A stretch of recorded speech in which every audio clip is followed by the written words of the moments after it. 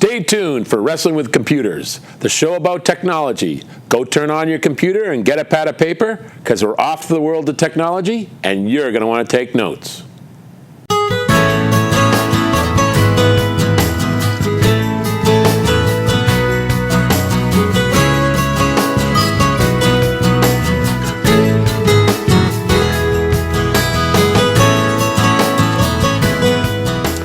Welcome to Wrestling with Computers, the show about technology. Today we're going to talk about keeping your kids safe online. School will be out soon and all the kids will be home. They'll be logging on and cruising the web, from computers to phones and tablets. They're out there, and you are the only thing between them and the big bad web. Just a little statistic, 1 out of every 5 kids get sexual solicitations online. Strangers, predators, and cyberbullies all target children. And their work is simplified when screen names reveal age, gender, or hometown. If posts aren't marked as private, personal information can be displayed and to an unrestricted audience. That's bad. So it's more important that you be a parent more than ever in this day and age. The internet is the world. You have to ask yourself this question. Would you send your kid out into the world unprepared and unprotected? No, you wouldn't. So as a parent, you need to do a lot to keep up with everything that goes on in the internet and the technology. Scholastic.com actually has these basic rules that apply to keeping kids safe online. Limit usage. Permit your child to have some free time when he gets home from school, like 30 minutes, and then make sure that he's using that technology, whether it's a tablet or computer, for homework. No IMing, no Facebook, no outside interaction.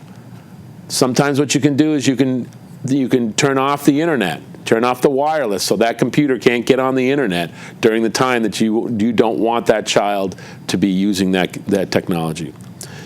Keep the kids in sight. This is huge. You need to make sure you're not going to be able to regulate internet usage or watch what's going on if the computer or the technology is not in a common place, like the kitchen or the living room or a family room. If they're up in their room with the door closed, you cannot regulate. And do your homework.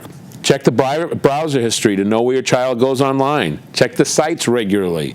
Use security tools and privacy features. These are all things that can help you make sure that your technology that your children are using are being used appropriately and are safe. Symantec says the ways to protect your technology is use an internet security suite like Norton or Symantec or Trend Micro or McAfee. These will make sure that you are safe online, that things can't get into your computer, plus a firewall. Keep your home network secured. Now, a lot of people, most everyone gets a wireless component to their router. So that needs to be secured. It needs to be secured from the outside world. Learn to avoid clicking links, responding to ads, or opening emails when they come from someone you don't know or appear suspicious. Just take that extra moment to call your friend. Did you send me a picture? If someone never sends you a picture or has never been online before and you get an email from them, really be suspicious of that. Use a good password. If a hacker gets control of your social network, he can scam your friends. He can change your password. A good rule of thumb is use 8 or more characters with a cap plus numbers or other characters like a period or an exclamation point. Talk to your kids about avoiding cybercrime. They need to be just as cautious as you. It's also important that they know that they can talk to you when they make an online mistake, like falling for scamware or alert or downloading something dangerous. Many kids are savvy enough to realize when they've downloaded a virus, but few are comfortable admitting that mistake to you, the parent. Advise your kids never to share your password. It goes back to that security. The password's your first line of defense. Make sure they know how important that security is. Teach your children to log out of your computer. When you're finished for the day, turn it off, log off. And especially log off the internet. I can't tell you how many times I've gone to a client's computer and they say, well, I keep getting malware and I keep getting these pop-ups. And you turn on their computer or log on and the internet is still there. You've gone to a website, your browser is still open. Close that browser. That internet tube, as I keep saying to everybody, it's a two-way street. If you can get out, they can get in, and you don't want them in. Use those security and privacy settings, your social network and all accounts to limit the access of your post. Learn about parental control settings. Your phones, your games, your tablets all have settings that can limit the access and limit other spaces that you can go. Talk to your kids regularly about how to use technology. Set rules and limits. Keep technology out in the open. Learn about the talk that you need to have with your kids every single day about technology. This is actually a great bunch of rules that a website called safekids.com put out. It's a great appropriate use of technology that I think that every child should agree to before he's allowed to have that technology. Technology is a huge commitment and a huge responsibility, and children need to know about that huge responsibility. So if you could get your kids to write these down and agree to them and sign them, then you can say, this is what we agreed to. Is this what we, have you done what we've agreed to? So number one, I will not give out personal information such as my address, telephone number, parents' work address, telephone number without my parents' permission. Number two, I will tell my parents right away if I come across something that makes me feel uncomfortable. Number three, I will never agree to get together with someone I meet online without first checking with my parents. If my parents agree to the meeting, I will be sure that it is in a public place and bring a parent along. I will talk with my parents about posting pictures of myself or others online and not post any pictures that my parents consider to be inappropriate. Number five, I will not respond to any messages that are mean or in any way make me feel uncomfortable. It is not my fault if I get a message like that. If I do, I will tell my parents right away. If you can see, there's a lot of theme in here about talking to your parents. Kids need to be able to be comfortable. Say, I saw this online. Let's face it, folks, no matter what, they're going to see stuff that's inappropriate online. You need to be able to have that conversation. Number six, I will talk to my parents so that we can set up rules for going online and using a mobile phone. We will decide upon the time of day that I can be online, the length of time I can be online, and appropriate areas for me to visit. I will not access other areas or break these rules without their permission. I will not give my password to anyone, even my best friend or other parents. I will check with my parents before downloading or installing software or doing anything that could possibly hurt our computer or mobile device or jeopardize my family's privacy. I will be a good online citizen and not do anything that hurts other people or is against the law. And finally, I will help my parents understand how to have fun and learn things online and teach them things about the internet, computers, and other technology. Now, these seem like pretty simplistic rules, but if you look at them, every one of them talks about being open about what you're doing on the internet. If the old adage is, if you put things hidden away, kids are always going to try to find a get to them. If you have something in the open, if you put those cookies on the first shelf, not the top shelf, they're going to know that they're there, know all about them. So technology is something that you really need to be open about with your children. You can't shield them and say, there's not bad stuff out there. You have to tell them there is bad stuff out there. This is what you need to look for. This is what you need to do. If you don't do that, your child's going to come across something, not talk to you about it because they don't feel open about it, and that's when you're going to run into trouble. The problem is mostly everyone else on the Everything else that on the web, all the things that you see, all the things that you do, it's about everyone else. You know, the old mother's adage, it's not me, it's not you I'm worried about, it's everybody else. So there are all those dangers out there that you need to make sure that your children know about and how to react when those things come up. On the flip side, what about your kid? It's hard enough to secure the web from the kids, but what about the kids going where they shouldn't? This is where a parent's job is so much more difficult than it used to be. Used to be that the outside world is where your child met all the people that he interacted in. Well, now the internet makes it that they're interacting with the world, and they need to know that what's out there and how to deal with it.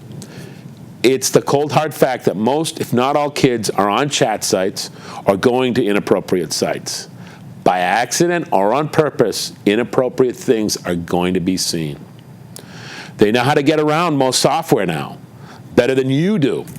It is better to have a continual conversation with the children about what's appropriate and what's not. Also, you have to check their technology to see where they're going so you can have that conversation. You need to continually have this conversation. You need to sit your kids down and you need to talk about what's on the web and what's appropriate and what's not appropriate. So, if you're monitoring your kids are agreeing to all these things, then when it comes up, it's a conversation that you can have. I see a lot of parents out there saying, I want to lock down the internet. I never want my child to see something that's inappropriate. I never want a predator be able to get to my kid. It's impossible. I'm the technology guy, and I'm telling you, you can put all the restrictions on there you want. Your kid is going to get inappropriate stuff thrown at him somehow, somewhere. Your kid knows more about your technology than you do. So you have to be the parent. You have to keep up on things. You have to know what's going on. There are some online software that can help you block potential bad parts of the web. NetNanny for Windows, and they now have an iOS component, is a great way to block parts of the internet. What NetNanny will let you do is say that my kid is able to go to anything except sites that have bad words, bad influences, things that are brutal. You can block things from him from going to certain sites. You can also, there's a component that says you can only go to the internet these hours of the day. It blocks that thing. Which brings me back to your computer. Your home computer really should have separate logons for each kid and parent. And you cannot tell Johnny, okay, here's my password so you can go on my part of the computer. If you have separate parts for the computer, then you can lock it down. So when they log on, they only get certain parts and certain restrictions. You can also restrict your iOS device and any other, and only allow age-appropriate access. iPhones, for example, if you go into restrictions, you can say that music and internet and video can only be from 17 and below, or 14 or below, or 5 or below, age limit. So what that does is when someone goes to the internet on that device, it says this has been restricted. You cannot go there. So if your kid goes to iTunes and wants to download something with explicit language on it, it's going to say you can't do that. The problem with that is your kid's going to figure out how to go around that. He's going to find your password, and they're going to change your password. It goes back to you got to check these things on a continual basis. So you as a parent have to get a little more savvy about technology.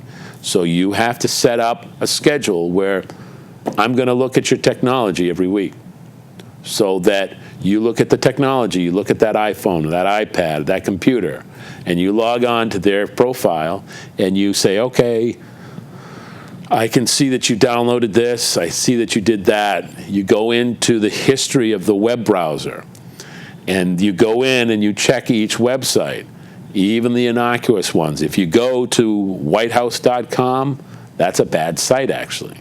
So you have to do a little more investigative work, and you have to be a little more involved in your technology. It's, I have a lot of parents call me up, say, well, I want to put all these restrictions on so that my kid can never get anywhere and I'm not going to have to worry about it. You got to worry about it. You got to worry about it every day. There's also a lot of browsers like Internet Explorer and Google that you can lock down. There's certain settings that you can get into on those browsers, which will limit the type of sites that you can go to. Again, the internet is a crazy place, and there's so much stuff out there that you will have to monitor it. You're going to have to get into it. If you really want to spy on your kids, WebWatcher is a piece of software that it actually, what it does is goes into, for example, on your iPad or your iPhone, what it does is every time it syncs with iCloud, it takes all that information so that you can then download that information to, it downloads it, uploads it to a site. And it uploads it to the site where you can log into that control panel and you can see where the child has been.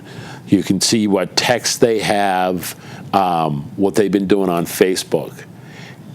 It's the problem with the internet is it's huge and all-encompassing.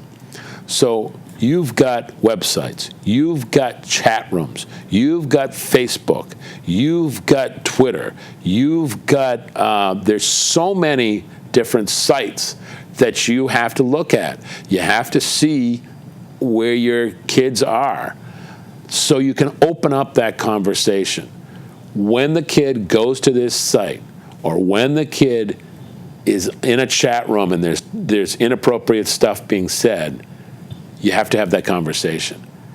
It's almost better that they go there or they do something and you have the conversation than you don't know that they're going there and never have that conversation. It's better to have that conversation and have them go to these places than them fall into that place by accident or on purpose. A couple great websites, safekids.com, scholastic.com, theguardian.com, and wiredsafety.org. Those are some sites that you can go to get some suggestions. They'll give you suggestions. They'll give you safe sites. They'll give you some of those rules that you should really enforce. When it comes down to it, you have to be a parent. In today's society, with what's going on and what's out there, you can start the conversation with, I'm concerned about everybody else. I'm concerned about those predators. I'm concerned that somebody's going to hack into your profile and get your password and do something. Start the conversation there. Then you can expand it to, I want to make sure you're doing appropriate things online. So once you get all of that together, then you can create an atmosphere, an online atmosphere where your child is safe and doing the right things. Don't fall into the trap of thinking that my kid's not going to that site and thinking that there's nothing bad out there, because there's a whole bunch of bad on the internet that you have to make sure that you maintain a great atmosphere. It's all about being a parent for your children. And in today's society, technology is going way faster than you are. Your kids know more about technology than you do. Brewster PC Solutions would love to talk to any parents who would like to know more about how to manage their children's online experience, or enforce some of the restrictions, or software that can help you.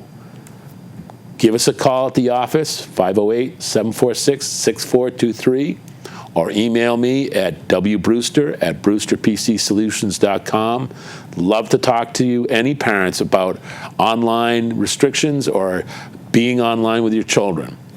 So make sure that you're monitoring and making sure that your kids are having a good online experience, because they can. There's so much information out there. You just want to make sure that getting the right information is what your kid is doing online. Thanks for showing up, and don't be afraid of technology. We'll see you next time on Wrestling with the Computers.